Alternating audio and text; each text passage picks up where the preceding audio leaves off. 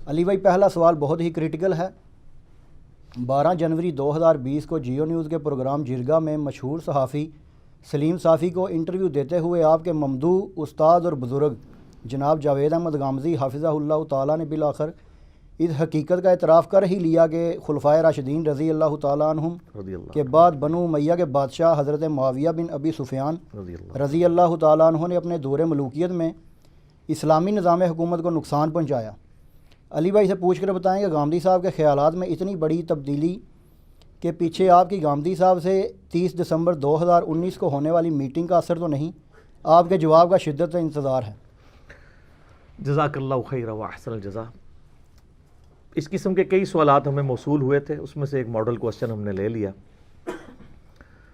سب سے پہلے تو میں محترم جاوید احمد غامدی صاحب حافظہ اللہ تعالی کو سلوٹ کرتا ہوں کہ انہوں نے حق گوئی کی ہے اس مسئلے میں۔ آپ کو پتہ ہے کہ ان کی عادت یہ ہے کہ وہ زیادہ آؤٹ سپوکن نہیں ہوتے کسی بھی ایشو کے اوپر۔ ہمیں کئی معاملات میں ان سے علمی اختلاف ہے، وقتاً فوقتاً اس طرح کے ٹاپکس پہ میری علمی ویڈیوز بغیر گالی گلوچ کے ان کے بارے میں آتی رہتی ہیں۔ یہ ایک ٹاپک تھا جس کی وجہ سے مجھے اپنے سٹوڈنٹس کی طرف سے بڑا تانا زنی میرے اوپر ہوئی کہ جی آپ غامدی صاحب کو آڑے ہاتھوں نہیں لیتے ہیں خلافت و ملوکیت والے مسئلے میں، کیونکہ ان کی کچھ پرانی ویڈیوز چھوٹے چھوٹے کلپس ہیں جس میں انہوں نے یعنی کہا کہ سیدنا علی بھی اپنی جگہ درست تھے اور حضرت معاویہ اپنی جگہ درست تھے، اور وہ ایک واضح لائن نہیں کھینچتے تھے حق اور باطل کے درمیان۔ یہ حق اور باطل سے مراد کفر اور اسلام نہیں ہے، یعنی اسلام کے اندر کون سچائی پہ ہے اور کون غلطی کے اوپر ہے۔ تو یہ بڑی جرت کی ہے انہوں نے کہ آن ایئر پہلی دفعہ انہوں نے بائی نیم حضرت معاویہ ابن ابی سفیان رضی اللہ تعالیٰ عنہ کا نام لے کر اس ایشو کے اوپر گفتگو کی۔ غامدی صاحب کو ان ایشوز کے اوپر انفارمیشن پہلے سے ہی کلیئر ہے، کیونکہ غامدی صاحب آپ کو پتہ ہے اسٹوڈنٹ ہیں مولانا مودودی رحمہ اللہ تعالیٰ کے، اس کی وجہ سے خلافت و ملوکیت انہوں نے پڑھی ہوئی ہے، یہ سارے ایشوز ان کو پتہ تھے، لیکن وہ بولڈلی آ کے اس ٹاپک کے اوپر بات نہیں کرتے تھے، بس درمیان کی بات کر کے اس کو چھوڑ دیتے تھے۔ لیکن اس کا نقصان یہ ہو رہا تھا کہ وہ یعنی مقدمہ جو ہے وہ خلافت کا کمزور ہو رہا تھا۔ اب اللہ کا شکر ہے کہ وہ ان کے اوپر جو اس حوالے سے بلیم تھا وہ اتر گیا، اور یہ بڑی جرت کی ہے انہوں نے۔ مولانا مودودی رحمہ اللہ تعالیٰ نے جس طریقے سے اس حق کو کھول کر بیان کیا خلافت و ملوکیت میں، اور اس کے بعد میں نے خلافت و ملوکیت کا دفاع 200 احادیث کی روشنی میں اکثر بخاری اور مسلم سے اپنے ریسرچ پیپر نمبر 5B میں کیا، جس کا تعارف میں آپ کو اس کے جواب کے اینڈ میں انشاءاللہ کروا دوں گا۔ اس کی سافٹ کاپی بھی ہارڈ کاپیز بھی آپ منگوا سکتے ہیں۔ 12 جنوری 2020 کو یہ پروگرام جرگا آن ایئر ہوا ہے جیو ٹی وی کے اوپر، جس میں بیسیکلی غامدی صاحب سے ٹاپک ڈسکس ہو رہا تھا ورلڈ پالیٹکس، اس وقت جو دنیا کے اندر پالیٹکس چل رہی ہے اور کس قسم کے حکمران جو ہیں وہ آ کر بیٹھ گئے ہیں۔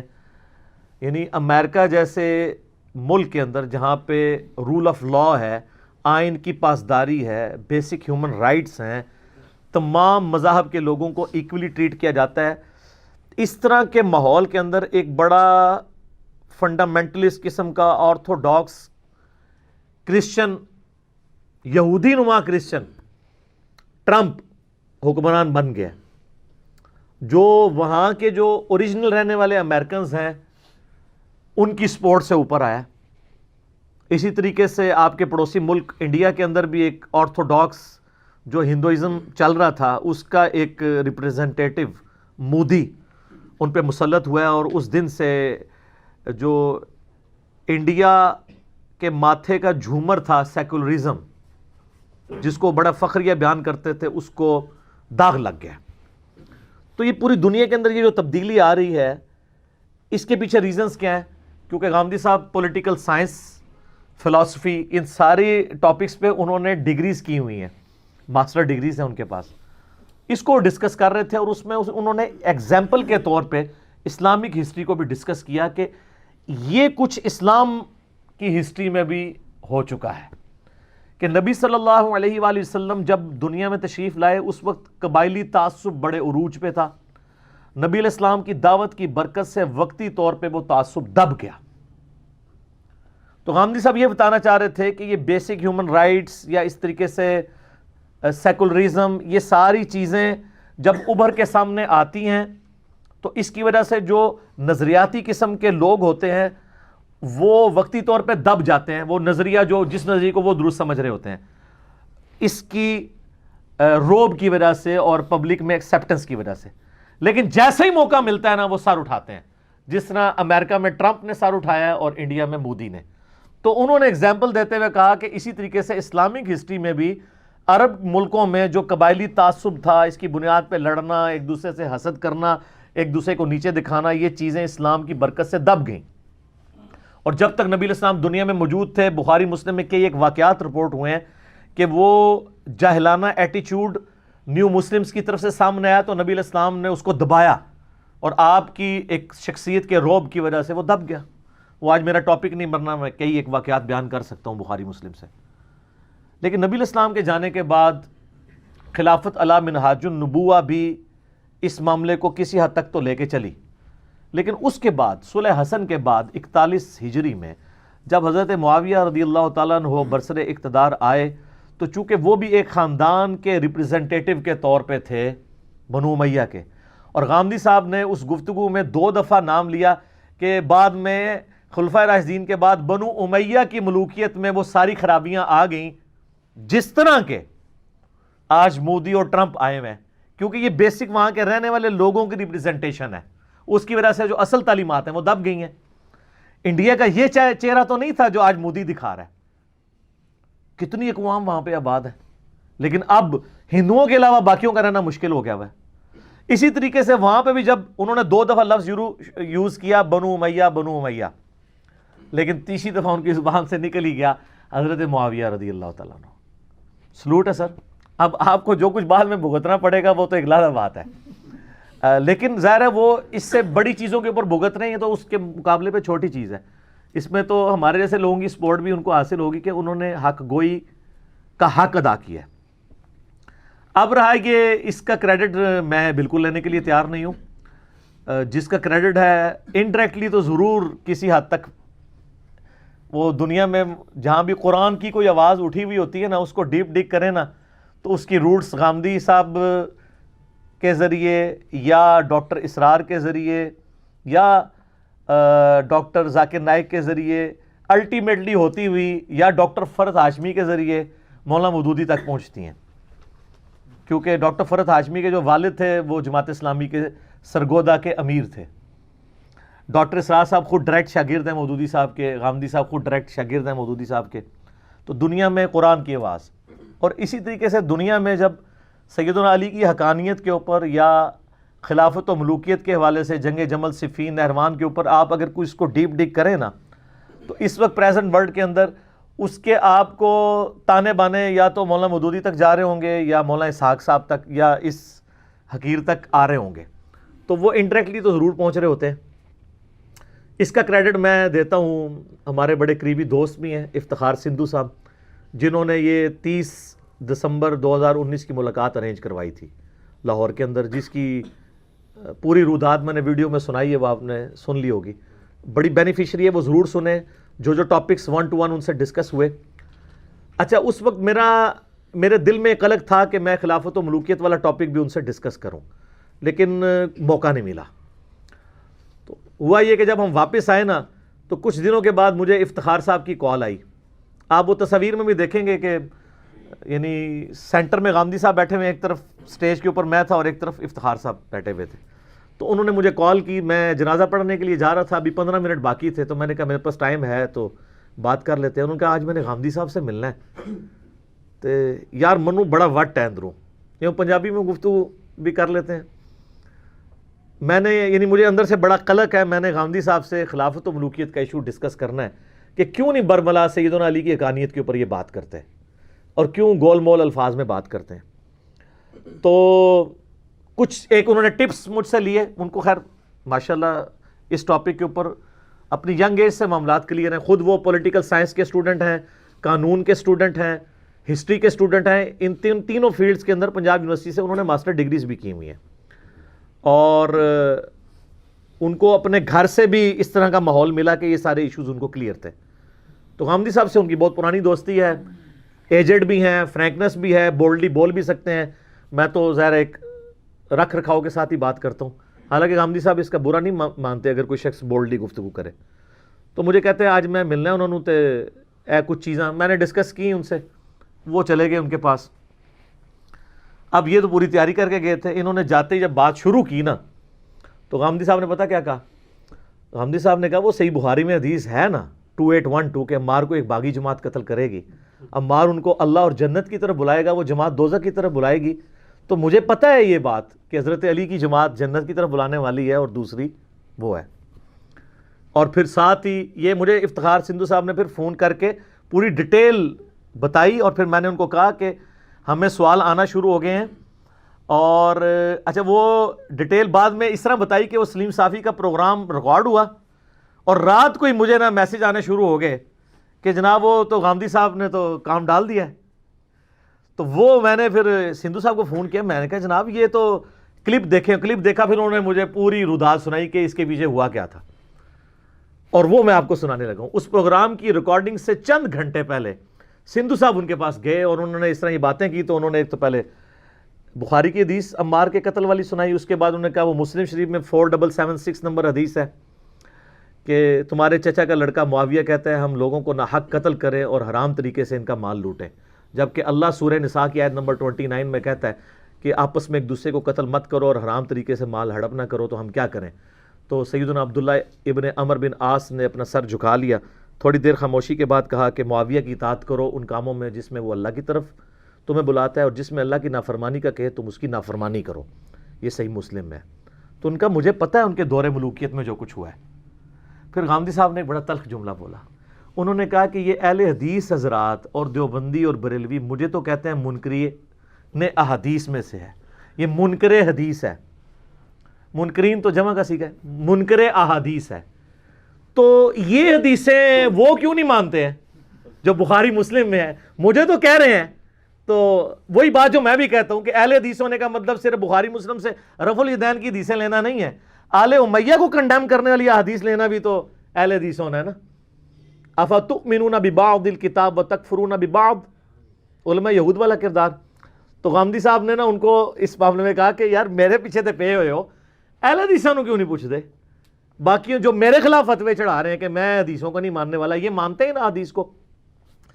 سندھو صاحب نے ان سے بات کی کہ جی میں ہسٹری کا اسٹوڈنٹ ہوں, احادیث کو تو سائڈ پہ کریں, ہسٹری بھی اس بات کو مانتی ہے کہ اسلام کے نظام میں تبدیلی خلفائے راشدین کے بعد آئی ہے. تو غامدی صاحب کہتے ہیں مجھے تو پتہ ہے, بلکہ میں نے آپ کو پہلے بھی ایک دفعہ بات بتائی تھی, ایک جرمن صحافی ہے جس نے یہ بات یعنی اپنے انٹرویو میں کہی تھی, اس کا JPG بھی ہم نے لگایا تھا. اس نے کہا تھا کہ ہمارا بس چلے تو ہم حضرت معاویہ کے مجسمے جو ہے نا یورپ کے اندر لگائیں, کہ اس بندے کی وجہ سے تھمتا نہ تھا سیل رواں ہمارا. یعنی جو اسلام ایک اس طرح ہر چیز کو جو ہے وہ رونتا چلا جا رہا تھا طاغوت کو, اس کے اندر جو بریک آئی ہے وہ ان کی وجہ سے آئی ہے. ہم تو آنری طور پہ حضرت معاویہ کے مجسمے اپنے چوراہوں پہ لگائیں کہ یہ بندہ ہمارا ہیرو ہے جس نے خلفائے راشدین کے نظام کو ختم کیا ہے, تو ہماری جان چھوٹی ہے. یہ ایک غیر مسلم کہہ رہا ہے. آج ہمیں یہی بتاتے ہیں نا آپ کے جی وہ غیر مسلم ہے نا, قادیانیوں کو پناہ دے رہے ہیں. تو اگر یہ اسلام دوست ہوتے تو ان کو پناہ کیوں دیتے؟ تو سر غیر مسلموں سے ہی پوچھیں کہ اسلام کے ساتھ دشمنی کس نے کی ہے. بدنیتی کے ساتھ نہیں میں کہتا, دنیا کی محبت کی وجہ سے.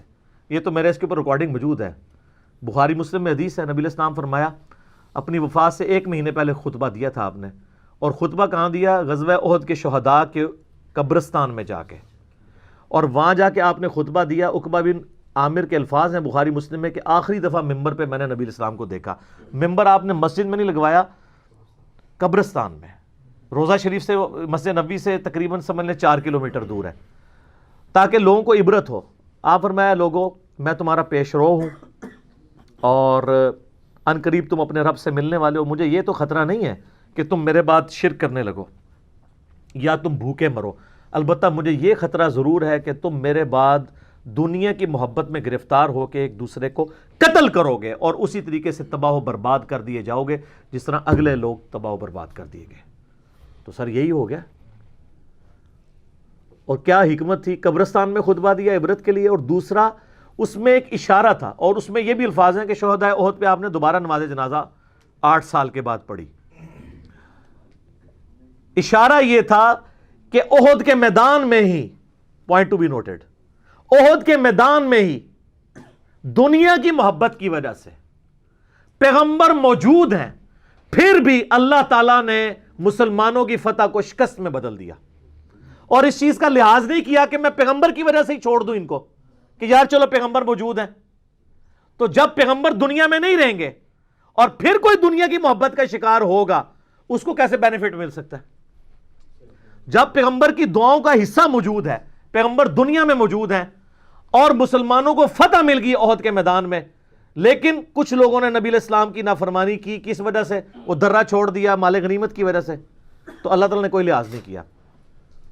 اور دوسرا یہ تھا کہ احد قبرستان میں وہ لوگ دفن ہیں, ٹاپ آف دا لسٹ سیدنا حمزہ ابن عبد المطلب علیہ السلام ورضی اللہ تعالیٰ عنہ ورحمہ اللہ تعالیٰ, جنہوں نے اسلام کا گولڈن پیریڈ نہیں دیکھا, اس مشکل وقت میں ہی دنیا سے چلے گئے. ان کی محنتوں کا پھل اب تم لوگ کھاؤ گے. رومن اور پرشین امپائرز تمہارے قدموں میں, قادسیہ اور یرموک میں ڈھیر ہونے والی ہیں.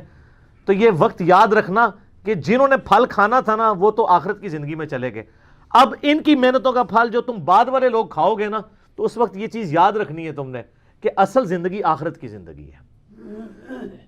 میں تو دعوے سے کہتا ہوں کہ حضور کی وفات کے وقت صلی اللہ علیہ وآلہ وسلم اگر سیدنا حمزہ زندہ ہوتے تو پہلے خلیفہ مسلمانوں کے وہ ہوتے. کیوں؟ غزوہ بدر میں مسلمانوں کے آرمی چیف کون تھے آن دا بہاف آف پروفٹ؟ حمزہ. حضرت ابوبکر عمر عثمان علی تو نہیں تھے. غزوہ احد میں آرمی چیف کون تھے؟ ظاہر ہے وہ نبی علیہ السلام کے دو شریک بھائی بھی تھے, چچا بھی لگتے تھے, دوست بھی تھے. نبی علیہ السلام کا سکسیسر بننا ہی انہوں نے تھا, لیکن اللہ نے ان کو ٹوٹل اجر آخرت کا دیا اور دنیا سے اٹھا لیا.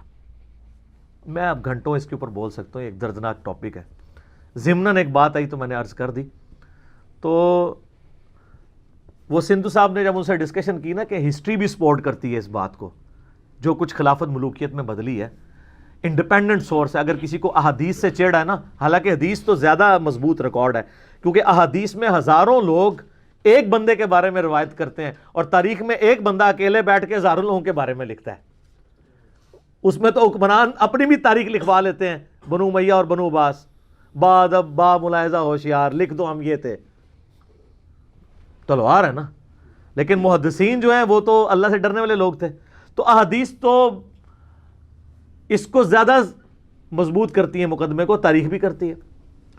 تو غامدی صاحب نے اچھا اب ہوا یہ کہ جب یہ ڈسکشن ہوئی نا, بائی چانس اسی دن ریکارڈنگ تھی جیو کے اوپر سلیم صافی کے پروگرام جرگا کی. ریکارڈنگ پہلے ہو جاتی ہے, آن ایئر بعد میں ہوتی ہے.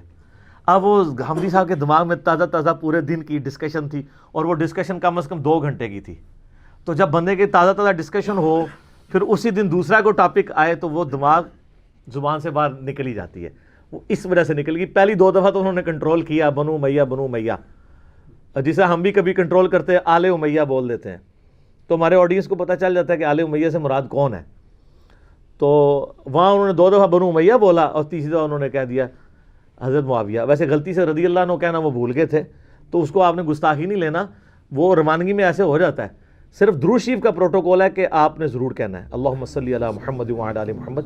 باقی ساری چیزیں جو ہے نا ان کے بارے میں کہہ لیں تو افضل ہے. اگر کسی سے سکپ ہو جائے تو کوئی گستاخی کا فتویٰ نہیں لگتا. اور میرا اس کے اوپر پورا کلپ ہے, بخاری مسلم میں چند ایک احادیث میں صحابہ کے نام کے ساتھ رضی اللہ عنہ ہے, باقی سارے اسی طریقے سے ہیں.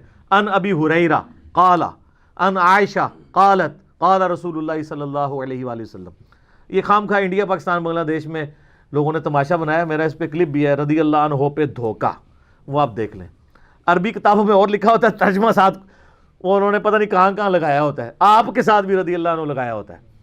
تو ٹھیک ہے, ہم بھی لگاتے ہیں پمفلٹوں میں, جائز ہے, لیکن اس کو جائز نہ دیں, واجب اور فرض قرار دے کے لوگوں پہ فتوے نہ لگائیں, وہ نقصان ہو جاتا ہے.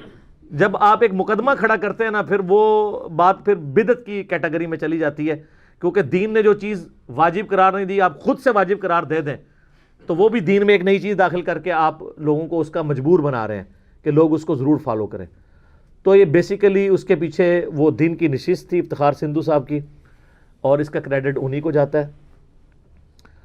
میں تو چونکہ ڈسکشن نہیں کر سکا تھا, بہرحال الٹیمیٹلی میرا مسئلہ حل ہو گیا ہے.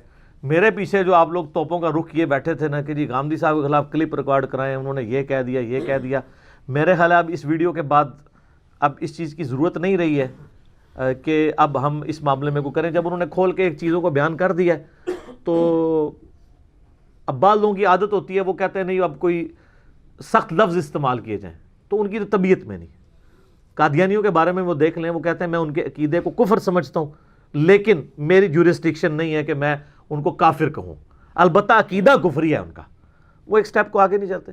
میں نے پچھلی دفعہ بھی سنایا تھا نا آپ کو کہ وہ تو سارے رکے ہوئے ہیں. اشرف علی تھانوی, رسول اللہ, چشتی رسول اللہ والے بھی اپنے اپنے بابوں پہ آ کے فل سٹاپ لگائے ہوئے ہیں. وہ بھی کہتے ہیں بارتیں کفری ہیں, قائل کو ہم نہیں کہتے, کتابیں چھاپنے والے کو نہیں کہتے.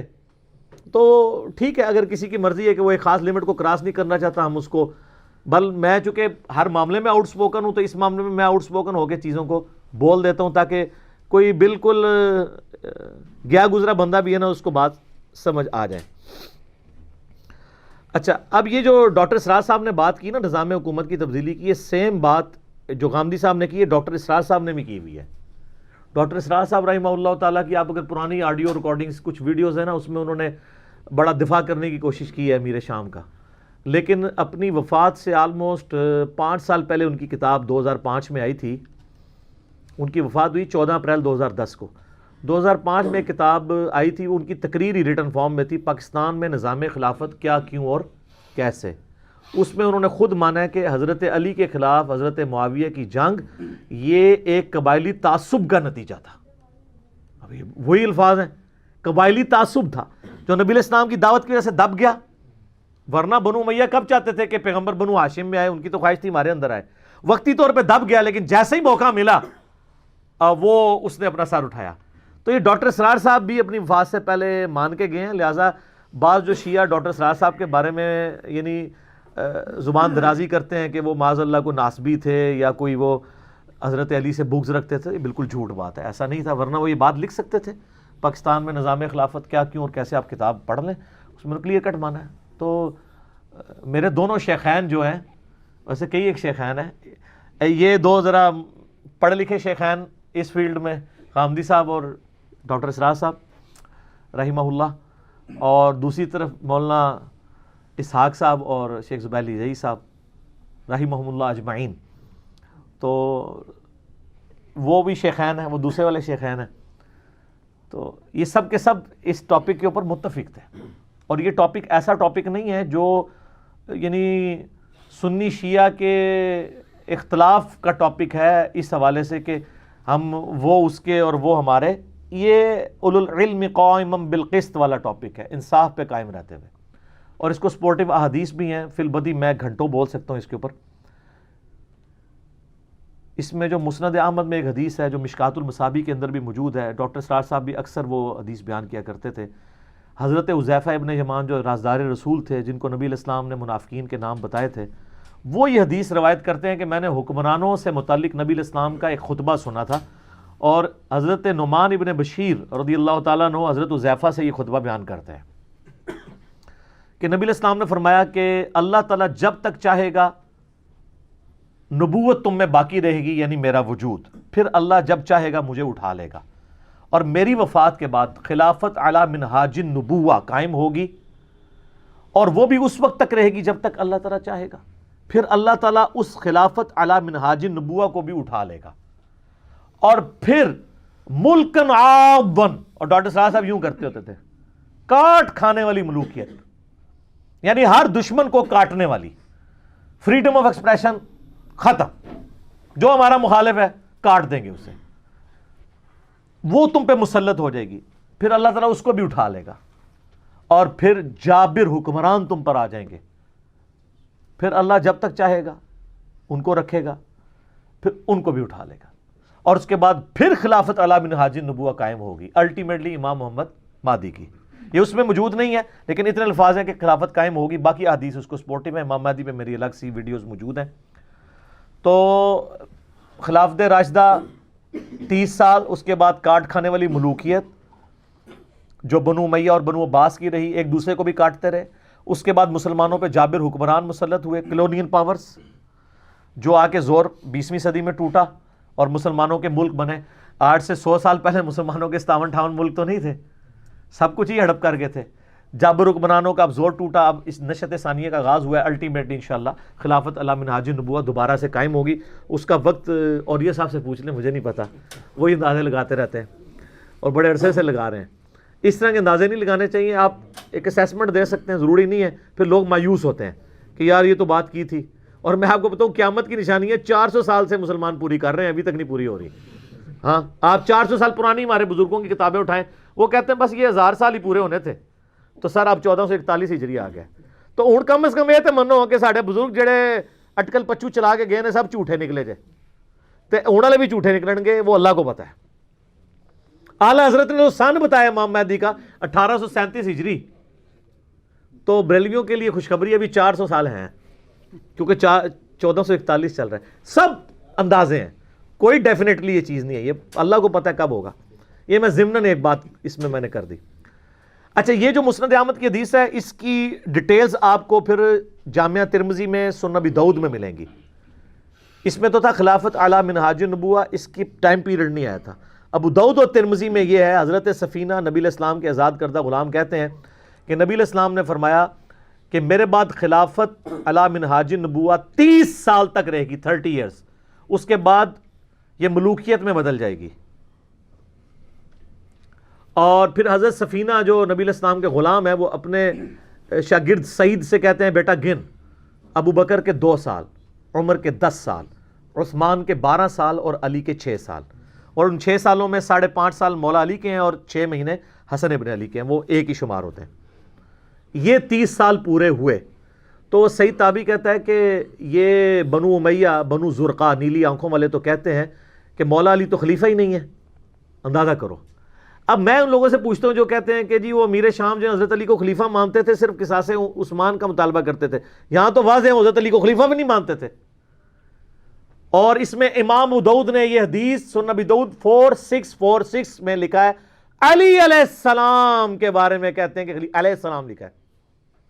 جیسے امام بخاری نے علی اور فاطمہ علیہم السلام لکھا ہے، علی علیہ السلام خلیفہ ہی نہیں ہے.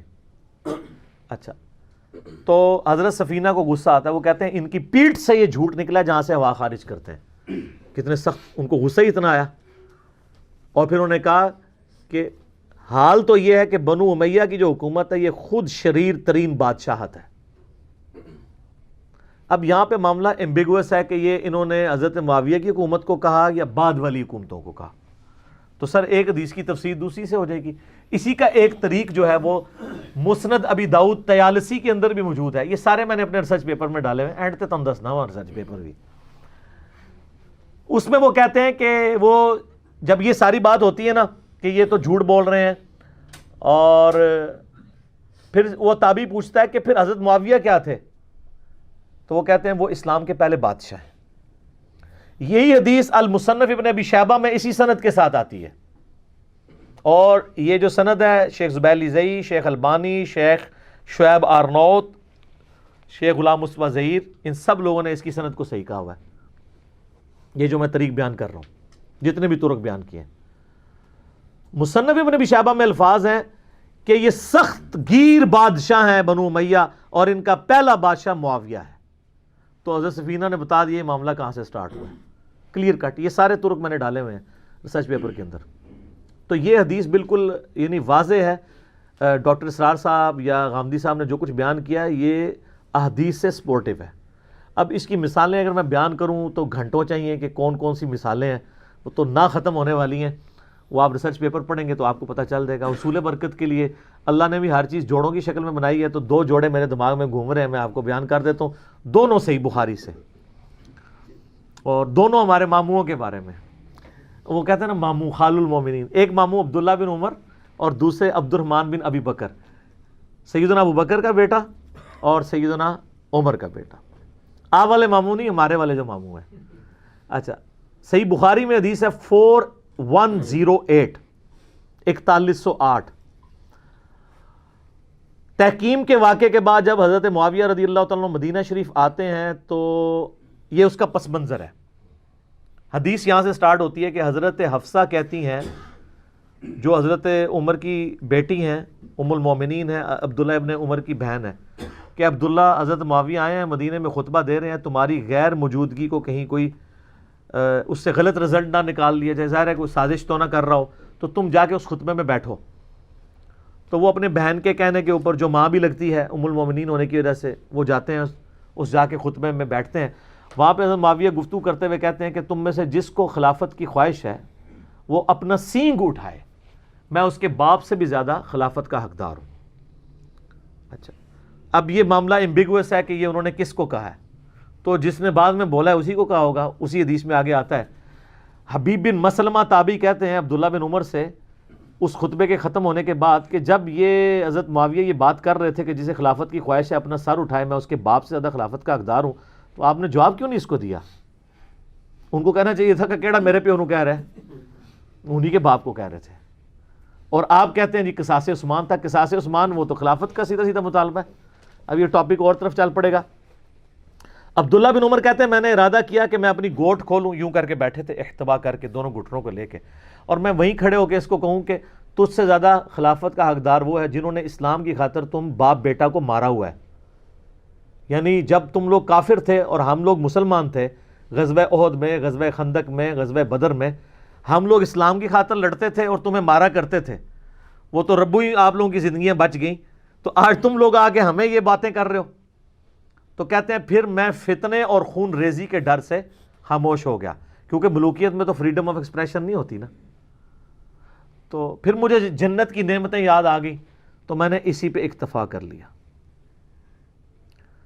اچھا, یہ جو عبداللہ بن عمر کے الفاظ ہیں نا, یہ حضرت عمر کا بھی ایک خطبہ ہے مسلم شریف میں.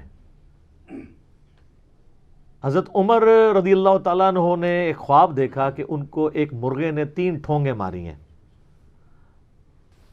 انہوں نے خطبہ دیا ان کا, میں نے اس کی تعبیر یہ سمجھی ہے کہ شاید مجھے قتل کر دیا جائے, تو اگر مجھے کچھ ہو جائے, اچانک میری موت واقع ہو جائے, تو 6 بندوں کے سوا کسی کو خلیفہ نہیں چننا. اور تم جب یہ دیکھو کہ ان 6 بندوں سے کوئی مخالفت کر رہا ہے ان کے خلیفہ بننے میں, تو سمجھ لینا یہ لوگ اسلام کے دشمن اور وہ کافر ہیں جن کو اسلام کی خاطر میں نے اپنے ہاتھوں سے مارا ہوا ہے. بڑے سخت الفاظ ہیں. عبداللہ بن عمر نے وہی الفاظ اپنے باپ والے ریپیٹ کیے کہ تو کہتا ہے تجھے خلافت کا حقدار تو وہ ہے, یعنی اگر تم میری بات بھی کرتے ہو میں تم سے زیادہ حقدار ہوں, ہم نے اسلام کی خاطر تم باپ بیٹا کی پٹائی کی ہوئی ہے. وہی بات حضرت عمر نے بھی کی تھی. اور بخاری میں ان 6 بندوں کے نام بھی ہیں, علی, عثمان, طلحہ, زبیر, عبد الرحمن بن عوف اور سعد بن ابی وقاص. ان 6 کی خلافت کے جو خلاف کھڑا ہو تو حضرت عمر کا فتویٰ ہے کہ اسلام کا دشمن ہے, اور ان کا مجھے خطرہ ہے کہ یہ لوگ کھڑے ہوں گے جن کو میں نے اسلام کی خاطر مار مار کے اسلام میں داخل کیا, مارا ہے نا ان کو. تو عبداللہ بن عمر نے جب یہ بات کی تو حبیب بن مسلمہ نے اس پہ ورڈک دی ہے. بخاری میں الفاظ ہیں 4108, وہ کہتے ہیں کہ عبداللہ بن عمر نے خاموشی اختیار کر کے اپنی جان بھی بچا لی, اپنی عزت بھی بچا لی. ایک ماموں نے دوسرے ماموں سے جان بھی بچا لی اور عزت بھی بچا لی. تو یہ اس کا مطلب ہے وہ کاٹ کھانے والی ملوکیت, جس کو غامدی صاحب نے بھی کہا کہ وہ قبائلی تعصب, ڈاکٹر اسرار صاحب نے بھی کہا. یہ کوئی نئی بات نہیں, حدیث سپورٹیو ہے. اور دوسری حدیث وہ ہے صحیح بخاری کے اندر 4827 نمبر, سورۃ الاحقاف کی تفسیر کے کانٹیکسٹ میں امام بخاری لے کے آئے ہیں, اور وہ پوری حدیث المصنف ابن ابی شیبہ میں موجود ہے, المستدرک الحاکم میں موجود ہے, سنن نسائی الکبریٰ کے اندر موجود ہے. اور سب سے بڑھ کے آسان آپ کے لیے کہ تفسیر ابن کثیر کھولیں جس کو سارے مانتے ہیں, اس میں آپ پارہ نمبر 26 میں سورۃ الاحقاف کی آیت نمبر 17 کی تفسیر میں وہ سارے کے سارے طرق بخاری سے, معجم الکبیر طبرانی سے, حاکم سے, سنن نسائی الکبریٰ سے ایک جگہ جمع کر دیے ہیں, جو ہم نے اس پمفلٹ میں بھی جمع کیے ہیں, جس کا تعارف آپ کو اینڈ پہ کروا دیں گے. اور وہ یوں ہے کہ عبد الرحمن بن ابی بکر, حضرت ابو بکر کا بیٹا, ان کے بارے میں صحیح بخاری میں الفاظ ہیں کہ مروان بن حکم جو مدینہ کا گورنر تھا نا حضرت معاویہ کی طرف سے, وہ مسجد نبوی میں خطبہ دیتے ہوئے کہتا ہے کہ یزید ابن معاویہ, بار بار یزید ابن معاویہ کے فضائل و برکات بیان کرتا ہے تاکہ حضرت معاویہ کی وفات کے بعد اس کے لیے بیعت لی جائے. تو وہ کہتا ہے کہ اللہ تعالیٰ نے امیر المومنین کو ایک بات سجھائی ہے امت کے وسیع تر مفاد میں, جیسے ہمارے حکمران بھی کہتے ہیں میرے عزیز ہم وطنوں, امت کا وسیع تر مفاد, پاکستانی مفاد. تو وہ چاہتے ہیں کہ وہ اپنے بعد اپنے بیٹے کو خلیفہ نامزد کر دیں. سر یہ وسیع تر مفاد ابو بکر کے بیٹے کو کیسے عزم ہو سکتا تھا جنہوں نے اسلامی نظام حکومت دیکھا تھا؟ وہ عبد الرحمن بن ابی بکر وہیں کھڑا ہو گیا. امام بخاری چونکہ بہت شریف طبیعت کے آدمی تھے, انہوں نے بس اتنا کہا کہ اس نے کچھ کہہ دیا. وہ کیا کہا وہ ہم آپ کو بعد میں بتائیں گے باقی حدیث سے, جس کا میں نے آپ تفسیر ابن کثیر میں وہ سارا کچھ موجود ہے, میں صرف بخاری کے الفاظ بتا رہا ہوں. کچھ کہہ دیا تو مروان بن حکم نے کہا پکڑو اس کو, گرفتار کر لو, نیب کے حوالے کر دو. جب یہ بات ہو رہی ہو تو پھر کیا ہوتا ہے, کوئی چوبے والی بات ہوتی ہے. تو وہ حضرت عائشہ کے حجرے میں چلے گئے, اب بہن تھی, اور یہ وہ بہن, یہ وہ بھائی ہے حضرت عائشہ کے کہ باپ اور ماں دونوں سیم ہے. محمد بن ابی بکر جو ہے وہ دوسری ماں سے ہے, اسما بنت امیس سے. اما عائشہ کی جو اپنی والدہ تھی نا, اسی والدہ سے ان کا بھائی ہے عبد الرحمن بن ابی بکر. آپ وہ کلپ دیکھ لیں, سیدہ عائشہ کا قاتل کون, اس میں نے کئی چیزیں اور بتائی ہیں. اب وہ حجرے میں گھس جاتا ہے تو مروان کو صبر نہیں آتا. اب وہ اندر تو نہیں جا سکتا کیونکہ پبلک پریشر ہے, سیدہ عائشہ کا حجرہ ہے, ماں ہے. وہ باہر سے غصہ نکالتا ہے, ابو بکر کے بیٹے تیرے بارے میں سورہ احقاف کی آیت ہے وہ کہ میرے ماں باپ مجھے کہتے ہیں کہ جب تم مر کے مٹی ہو جاؤ گے تو دوبارہ زندہ کیے جاؤ گے, یہ اگلے لوگوں کی کہانی ہے. تو تھا ابو بکر کا بیٹا جو قرآن کو اگلے لوگوں کی کہانیاں کہتا تھا. استغفر اللہ. صحابہ کے گستاخ کون؟ آل امیہ. سیدہ عائشہ کو غصہ آیا, انہوں نے کہا آل ابی بکر کے بارے میں اس طرح کی کوئی آیت نازل نہیں ہوئی سوائے وہ آیات جو میری برات میں نازل ہوئی ہیں سورہ نور کی. تم آل ابی بکر کے بارے میں یہ بات کر رہے ہو؟ بخاری میں اتنا ہی ہے. اب آ جائیں جناب حاکم میں, سنن نسائی الکبریٰ کے اندر, اور سب سے بڑھ کر تفسیر ابن کثیر, جس کو سارے ماشاءاللہ کہتے ہیں کہ جی ہماری بیسٹ تفسیر ہے, اس میں سورہ احقاف کی آیت نمبر 17 میں یہ ساری انہوں نے طرق جمع کی ہیں. اب میں آپ کو بتاتا ہوں وہ بات کیا تھی جو امام بخاری نے سکپ کی ہے. کچھ کہا, وہ یہ کہا کہ وہ تقریر کے دوران اس نے کہا کہ امیر المومنین چاہتے ہیں کہ یزید کو بنا دیں, ابو بکر نے بھی تو عمر کو بنایا ہی تھا نا. اب حضرت عمر کے ابو بکر کے بیٹے تھے تو وہ ملوکیت تو نہیں کی تھی, ایک ٹیلنٹڈ, اور وہ بھی مشورے سے کیا تھا, کوئی ڈکٹیٹرشپ نہیں تھی, صحابہ کے مشورے سے کیا تھا.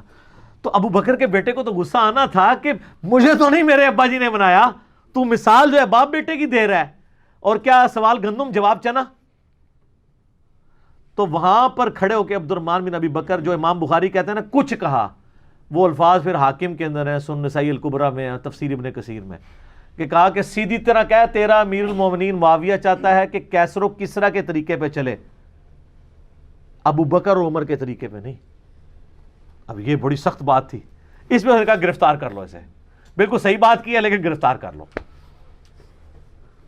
اچھا, وہاں جب پہنچے تو اما عائشہ کے الفاظ ہیں اندر سے جو انہوں نے کہا اسکت, خاموش ہو جا, آل ابی بکر کے بارے میں سوائے میری برات کی کوئی آیات نازل نہیں ہوئی. یہ تو بخاری میں, ان کتابوں میں آگے موجود ہے. انہوں نے کہا البتہ تیرے بارے میں مروان, نبی علیہ السلام نے فرمایا تھا حکم پہ لعنت, اس کی اولاد پہ لعنت, تو اسی لعنت کا ٹکڑا ہے, تو اپنے باپ کی پشت میں تھا جب اللہ کے نبی نے تم لوگوں پہ لعنت کی ہوئی ہے. یہ باپ بیٹا کو تو حضور نے نکلوا بھی دیا تھا نا مدینہ شریف سے.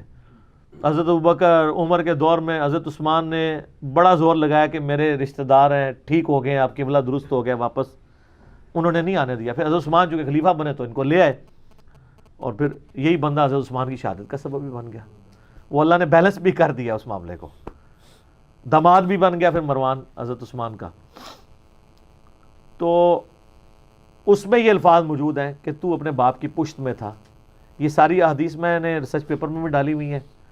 میں اینڈ پہ بس وہ حدیث بیان کرتا ہوں. کتاب الاوائل ہے, امام ابن ابی عاصم اہل سنت کے بہت بڑے امام ہیں, انہوں نے کتاب لکھی ہے کتاب الاوائل. پہلے کون کون سے کام ہوئے تھے, ہر وہ کام جو پہلے ہوا ہے نا وہ انہوں نے لکھا ہے. مثلا ترمذی کی حدیث ہے کہ اللہ نے سب سے پہلے قلم کو پیدا کیا، یہ حدیث وہ لے کے آیا ہے. اچھا امت میں سب سے پہلے بیٹھ کے خطبہ کس نے دیا؟ حضرت معاویہ رضی اللہ تعالیٰ عنہ نے. اس طرح امت میں جو پہلے کام انسانی ہسٹری میں کوئی ہوئے ہیں یا اس امت کی ہسٹری میں، وہ سارے لے کے آئے ہیں. اس میں وہ حدیث لے کے آئے، اور یہ حدیث کو سپورٹ مل گئی ہے شیخ البانی کی. انہوں نے احادیث صحیحہ میں یہ حدیث لی ہے کہ نبی علیہ السلام نے فرمایا میری امت کا پہلا شخص جو میری سنت کو بدلے گا وہ بنو امیہ سے ہوگا. کہاں سے ہوگا؟ بنو امیہ سے. اچھا اب حدیث تو اتنی تھی، لیکن شیخ البانی لکھتے ہیں اس سے مراد وہ شخص ہو سکتا ہے کہ جو خلافت کو ملوکیت بنا دے گا، خلافت کو ملوکیت بنا دے گا.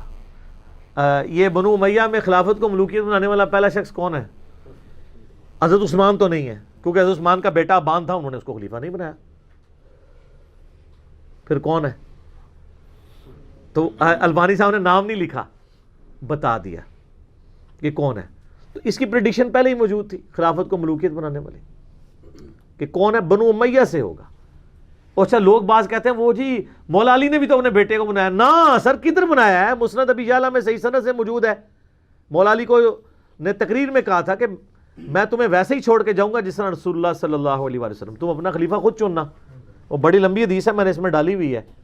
اور دوسرا اس میں تو الفاظ ہیں بنو امیہ بنو ہاشم کے تو الفاظ ہی نہیں ہیں. خام خواہ یعنی وہ سپورٹ کرنے کے لیے اس طرح کی چیزیں لے کے آتے ہیں. اینڈ پہ میں آپ کو یہ اپنے ریسرچ پیپر 5B کا تعارف کروا دیتا ہوں. یہ میرے بھائیوں میرا ریسرچ پیپر ہے، واقعہ کربلا کا حقیقی پس منظر 72 صحیح الاسناد احادیث کی روشنی میں. 72 کا ٹائٹل شہدائے کربلا کی نسبت سے، احادیث اس میں 200 سے زیادہ ہیں. اکثر احادیث بخاری مسلم سے ہیں، اور بخاری مسلم کے علاوہ جو احادیث ہیں اس پہ میں نے دور حاضر کے بڑے بڑے محدثین شیخ البانی، شیخ زبیر زئی، شیخ شعیب آرناؤت رحمہم اللہ اجمعین کی تحکیم لگائی ہے.